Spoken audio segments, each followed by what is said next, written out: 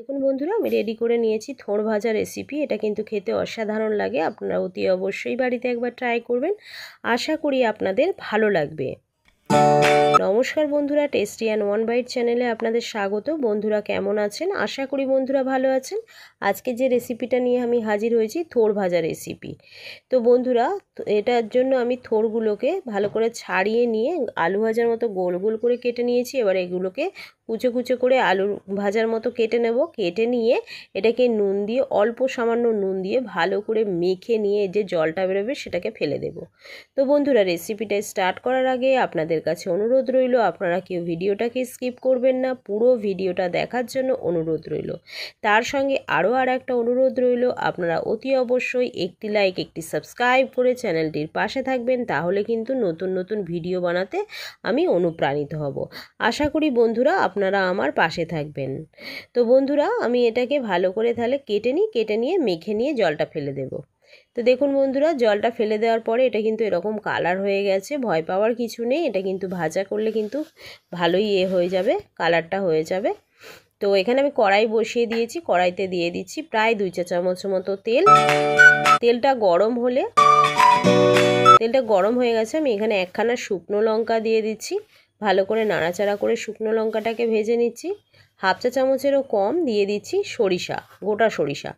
আপনারা চাইলে এখানে কিন্তু কালো জিরে অ্যাড করতে পারেন সরিষার বদলে, সেক্ষেত্রেও খেতে কিন্তু খারাপ হবে না, তবে সরিষাটা দিলে বেশি খেতে ভালো হয়। সরিষাটাকে ভালো করে নাড়াচাড়া করে নিলাম। এবারে আমি এখানে যে থোড়টা রেখেছিলাম সেই থোড়টাকে আমি দিয়ে দেব। ভালো করে নাড়াচাড়া করে নেব। করে নিয়ে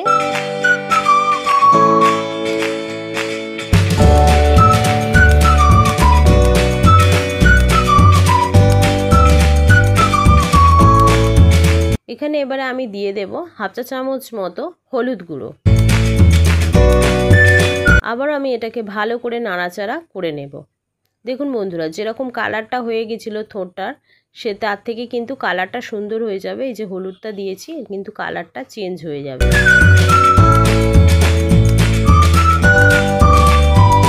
থোড় কিন্তু শরীরের পক্ষে খুবই উপকারী। যারা কিন্তু প্রেশার রয়েছে শরীরে, হাই প্রেশার, তো সেক্ষেত্রে কিন্তু এই থোড়কে কিন্তু কোনো নুন ছাড়াই এমনি ভালো করে হাতের সাহায্যে মেখে নিয়ে জলটা যদি খাওয়া যায় খুবই উপকারী। তো এখানে আমি দিয়ে দিচ্ছি 4খানা মতো কাঁচা লঙ্কা, মুখের দিকটা একটুখানি করে চিড়ে নিয়ে আমি দিয়ে দিলাম। আবারও আমি ভালো করে নাড়াচাড়া করে নিচ্ছি। এছাড়াও অন্যান্য অনেক রোগ আছে যেগুলো কিন্তু এই থোড় খেলে কিন্তু শরীরের পক্ষে খুবই ভালো। অনেকে কিন্তু খাটনির ভয়ে খেতে চায় না, এটা কিন্তু খাওয়া খুবই দরকার। এখানে দিয়ে দিচ্ছি লবণ। যেহেতু আমি আগে লবণ দিয়ে এটাকে ভালো করে মেখেছিলাম, সেটা মাথায় রেখেই কিন্তু আমি অল্প পরিমাণে লবণ দেবো। খুব বেশি লবণ দিলে কিন্তু খুব নুন হয়ে যাবে। আবার এটাকে আমি ঢাকা দিয়ে দিলাম নাড়াচাড়া করে। এটা একটুখানি ভাপিয়ে নিলাম ঢাকা দিয়ে, একদম লো ফ্লেমে রেখে। আবারও আমি এটাকে নাড়াচাড়া করে নিচ্ছি। দেখুন বন্ধুরা, কত সুন্দর ঝরঝর হয়ে গেছে। এখানে দিয়ে দিচ্ছি আমি অল্প পরিমাণে চিনি। যদি সুগারের পেশেন্ট থাকেন তাহলে অতি অবশ্যই চিনিটাকে স্কিপ করবেন। চিনিটা দেওয়ার কোনো প্রয়োজন নেই, এইভাবেই রান্না করে আপনারা খাবেন।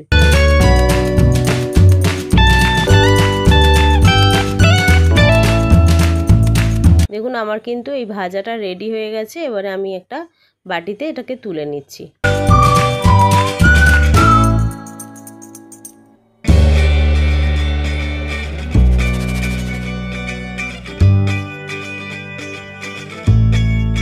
তো বন্ধুরা, এইভাবে কিন্তু বাড়িতে অতি অবশ্যই একবার ট্রাই করবেন।